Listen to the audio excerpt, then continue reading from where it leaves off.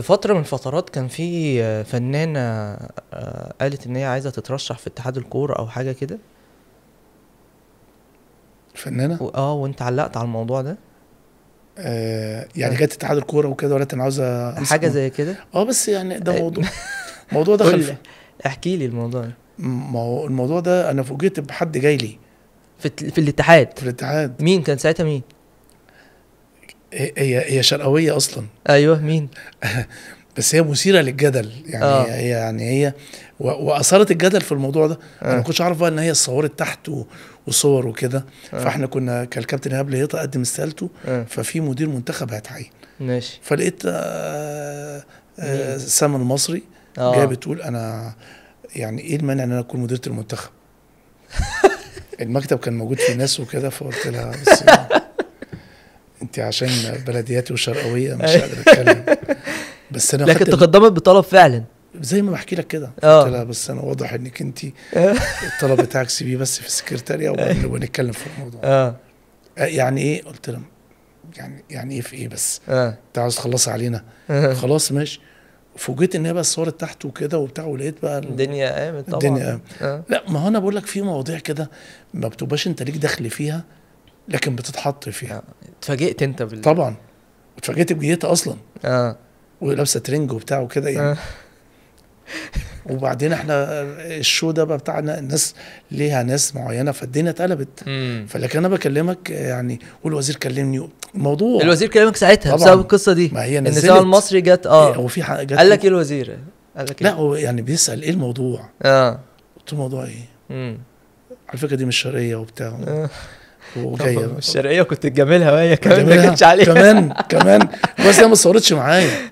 يعني كويس ان احنا يعني ما دخلت المكتب ما عادتش دقيقتين ومشيت، بس هي صورت تحت بقى مع الكؤوس وبتاع. وليه ما كنتش مديره المنتخب، خدت وضعها يعني في الموضوع يعني. كانت قصه برضه بصراحه.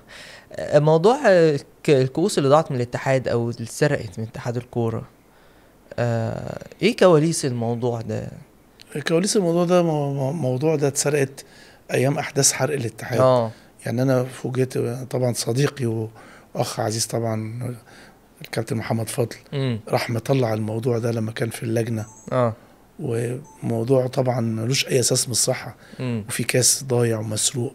الكوس جت ما هو احنا جبنا كاسين من السويس. وكاس مش يعني اغلب الكؤوس جت، كاس واحد بس اللي مش موجود. اللي هو ما هو الثلاثه شكل بعض. يعني راح فين ده بقى؟ 6 و8 و10 لحد دلوقتي. لا ما هو لحد دلوقتي مش موجود. العيال جت وانا في الاتحاد، كان يوم سبت 9/3/2012 2013 جت في الاتحاد، حرقت الاتحاد. وانت كنت موجود في الاتحاد؟ كنت موجود في الاتحاد. دخلوا ازاي بقى؟ ايه اللي حصل؟ احكي لنا. انا فوجئت الاتحاد مولع. انا وانت جوه قاعد في المكتب فوق. الاتحاد قال وعيال بقى يعني مش عاوز اقول لك يعني اشكال يعني صعبه جدا. واللي ماسك بقى الكور النار دي في ثانيه كان الاتحاد مولع. وبعدين هم ماشيين، الكؤوس كلها كانت موجوده تحت طبعا، اخدوها هم ماشيين. وانت بتتكلم على اتعاملت مع الموقف ده ازاي؟ جريت طبعا. انا نزلت من فوق. كان الاتحاد ولع. خرجت يعني ازاي وفي عز ما الاتحاد؟ ما هو احنا خرجنا من الباب الخلفي. لان كان كل الواجهه دي كلها كانت مولعه. كنت انا والحاج فوزي غانم ربنا يديله الصحه. لان السبت اجازه اصلا. بس انا كنت موجود بظروف. حرقوا نادي الشرطه في الجزيره وراح جايين على اتحاد الكوره.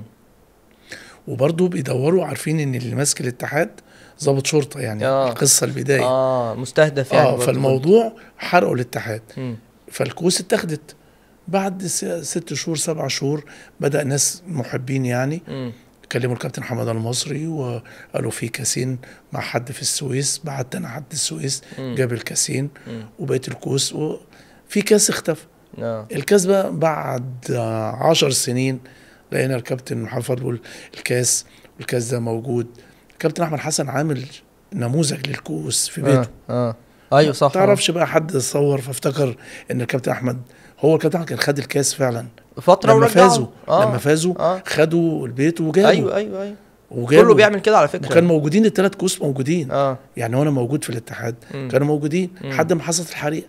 رجع 2 والثالث اللي ما جاش. ومثبت الكلام ده على فكره في محضر الحريق والكلام ده. فخد برضو، ما انا بقول لحضرتك ايه، احنا ما بنصدق نمسك حاجه أيوة. ونتكلم فيها. اتعرض عليك فتره من فترات تبقى مدير تنفيذي نادي الزمالك؟ لا خالص.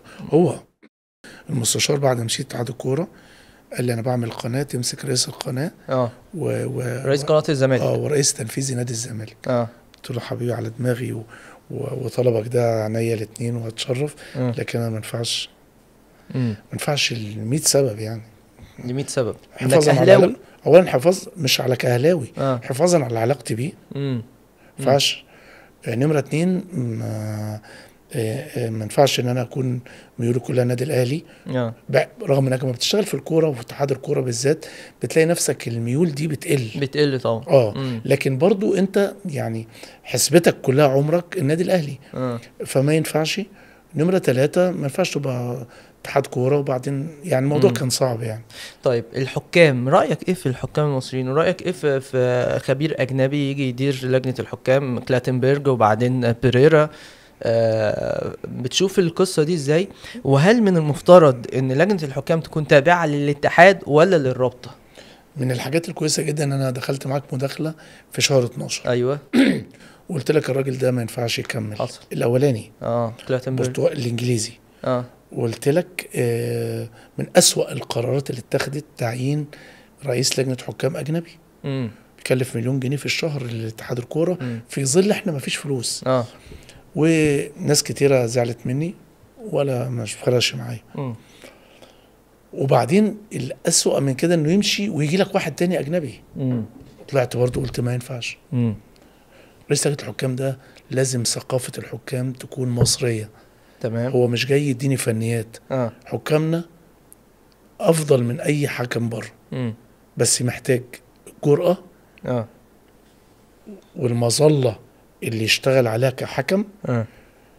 دي اهم حاجه. عشان كده كابتن امير لما مسكت بقى بقيت مسؤول على الكوره، قعدت اجتماع معاهم واسال اي حكم. قلت لهم مشكلتكم ايه؟ الفلوس. رفعت مكافاه الحكم من 3 ل 5000 جنيه في الماتش. تمام. قرار جريء جدا طبعا. ونمره 2 قلت لهم فرصه بنلعب من غير جماهير. اعمل اللي انت عاوزه وانا ظهرك. انا عاوزك لما يجي لعيب يشوح لك كده. ايوه. من الاهلي والزمالك عاوز اشوفك كده وانتوا بتطردوا. طب لو عمل معاك تصرف هتشوف انا القرار ايه. قلت له انا اللي بقول لك بقى، انا دلوقتي صاحب قرار. اسالهم كلهم، قلت لهم الكلام ده. قلت لهم عاوز اشوف حكام اقوياء كده. ما هو ده اللي بينقص حكام مصريين، عندك الشخصيه القويه في الحقيقه يعني. انت عندك فنيات من احسن حكام مصر. دي حقيقه. لكن هم يشوفوا الجماهير الموضوع صعب جدا. يشوفوا كمان اللعيب بيكون في النادي الاهلي والزمالك الانديه اسماعيلي، اللعيب بياخد القوه من جمهوره. فتلاقيه متربص للحكم. صح. انا بقول للحكم لا، لازم تبقوا من اللعيب. صح. واللعيب لو شوح لك كده لازم تطرده. مش تعمل انك مش واخد بالك. ايوه. فانا بقول لك احنا عندنا احسن حكام. بس عاوزه القوه مش الفنيات. او ما اروح اجيب لهم واحد اجنبي ما يعرفش الحكم ده منين، ولا الحكم ده السنه اللي فاتت عمل ايه، ولا الحكم ده سلوكياته. لا موضوع طبعا. مين انسب واحد يمسك لجنه الحكام كمصري في رايك؟ احنا عندنا طبعا يعني رموز التحكيم. يعني زي الكابتن جمال والكابتن عصام عبد الفتاح، كابتن جمال غندور، كابتن عصام عبد الفتاح، ده الجيل الذهبي للتحكيم. تمام. عندك عناصر طالعه طبعا. كابتن محمد فاروق حاجه محترمه جدا. انا اخترت الكابتن سمير عثمان وعن ثقه كامله لانه مش سهل. اعتقد الوحيد اللي ممكن يكون عليه اجماع بنسبه كبيره هو كابتن سمير عثمان، اعتقد يعني. انا قصدي اقول لحضرتك هو مش سهل كاداره. تعرف كابتن سمير مدير بنك يعني برضه. يعني واحد قيادي يعني. فالكابتن سمير عثمان اللي هيبقى كويس جدا كابتن ابراهيم نور الدين هيبقى كويس جدا. انا بقول لك اهو كاداره هو حكم محترم. لكن هو دخل كاداره ليه ايه اللي شفته في كابتن ابراهيم نور الدين؟ ممكن لانه عنده ميول للقياده. تشوفوا حتى هو بيحكم بتشوف ان عنده الشخصيه يعني ايوه. عنده تناكه القياده وعنده القدره على انه يبقى شخصيه ما يخافش من حد. رئيس لجنه الحكام لازم يكون قوي وما يهابش حد. فاحنا بنتكلم النهارده على ان يعني المجلس اللي جاي هيبقى ليه اختياراته. بس انا بقول لك مش هيبعد عن العدد اللي انا بقول لك عليه. تمام. محمود عاشور من الكوادر اللي هتبقى اداريه رياضيه محترمه. طيب عايز اسالك عن بعض التصريحات، فقره كده بنعملها يعني اسمها قلت ولا لا. قلت في مره ان اللجنه الاولمبيه اخطات في التعامل مع رئيس الزمالك مرتضى منصور ونادي بحجم الزمالك، ورغم انك اهلاوي لكن مستاء من اللي بيتعرض ليه نادي الزمالك في المرحله دي. قلت تصريح زي ده كان ايه ساعتها؟ انا مش فاكر كان ايه، بس كانوا واخدين موقف من المستشار مرتضى. وبعدين انا برضو بيني وبينك كنت في الوقت ده كانوا واخدين مني موقف واشتكوني في مجلس النواب دي اللجنه الاولمبيه. وكانوا واخدين منك موقف ليه؟ لان انا كنت بهاجم برضو. يعني ما كانش عندي، يعني مش مثلا كنت موجود في اتحاد الكوره لما الاقي حاجه غلط اروح اعمل ان انا مش واخد بالي. لا مفيش كلام. فلما كان بيحصل غلط من اللجنه الاولمبيه وكانوا واخدين موقف ضد المستشار مرتضى جامد جدا وانا في الاتحاد، فقلت اللجنه الاولمبيه دي ازاي يعني؟ وبعدين عاوز اقول لحضرتك على حاجه. من الاخطاء الجسيمه في قانون الرياضه 2018 وكنت معترض جدا عليها ان انا خدت صلاحيات وزاره الشباب والرياضه اديتها اللجنه الاولمبيه. ومن اول يوم قلت للمهندس خالد عبد العزيز والله ما ينفع. لازم وزاره الشباب والرياضه هي تبقى المنوط بها الرياضه في مصر. اللجنه الاولمبيه دي منتخبه، انا بجيب اعضاء الاتحادات وبعدين يختاروا رئيس لجنه ونائب رئيس لجنه وكلام من ده. فاللجنه الاولمبيه، فانا صراحه وفي المجلس قدمت طلب لتعديل بعض المواد في قانون الرياضه من ضمنها الجمعيات العموميه. وفي حاجه اسمها كل نادي يبقى ليه جمعيه، كل نادي ليه لائحه. في حاجه اسمها كده. يعني انا لائحه الاهلي، لائحه النظام الاساسي بتاعت الاهلي مختلفه عن لائحه النظام الاساسي بتاع الزمالك يعني او بتاعت اي نادي تاني. يعني الزمالك تقريبا كان بيمشي اللائحه الاسترشاديه بتاعت الوزاره. مفيش كلام. يعني الموضوع طول عمرنا في لائحه تحكم كل الانديه.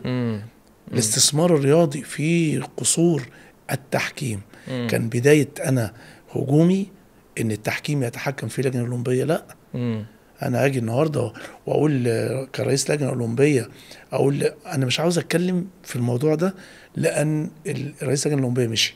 فما ينفعش ان انا اهاجم حد مش موجود وما باش ليه حريه الراي او انه رد عليا. لكن كان في بصفه عموميه يعني لان هو راجل يعني ربنا يوفقه فيما هو فيه، لكن بصفه عموميه ما ينفعش ان التحكيم يبقى المسؤول عنه اللجنه الاولمبيه. اهواء وفلان يتحكم له وده ما تحكملوش وكده. فده السبب كان.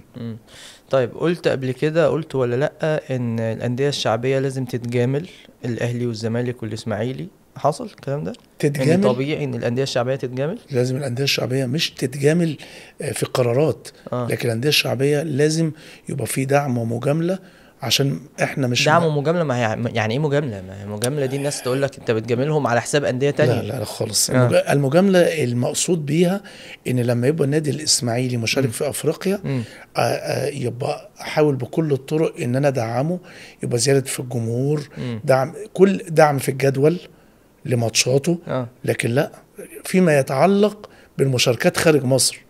ده المقصود بيه. ده المقصود ده بيه طبعا.